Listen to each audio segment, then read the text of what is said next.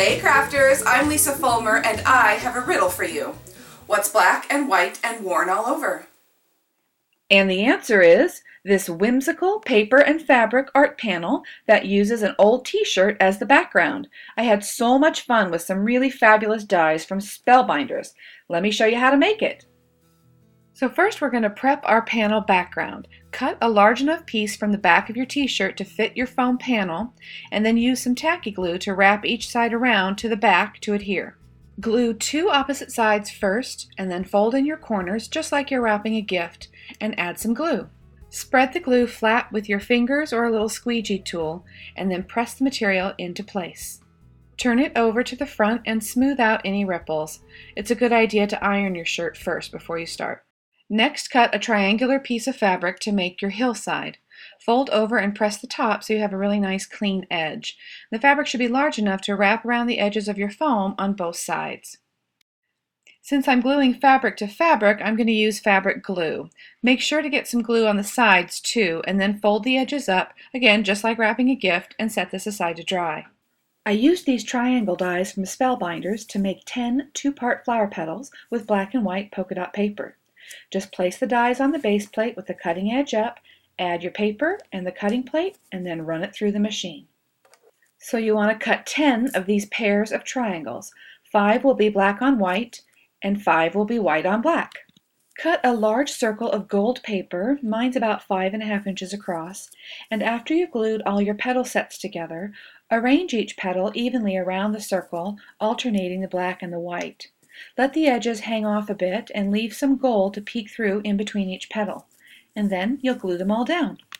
And now for some butterflies. I added cardstock under the die as a shim, and then I placed the parchment paper and then my gold cardstock on top. The shim and the parchment are really great techniques to get a crisp cut on heavier papers with these more detailed dies. Cut some open and some solid butterflies, and the parchment ones are worth keeping too. You can also use the die like a stencil on top of the solid butterfly. You just use your pouncer with an ink pad and you can just stencil in the detail on the wings.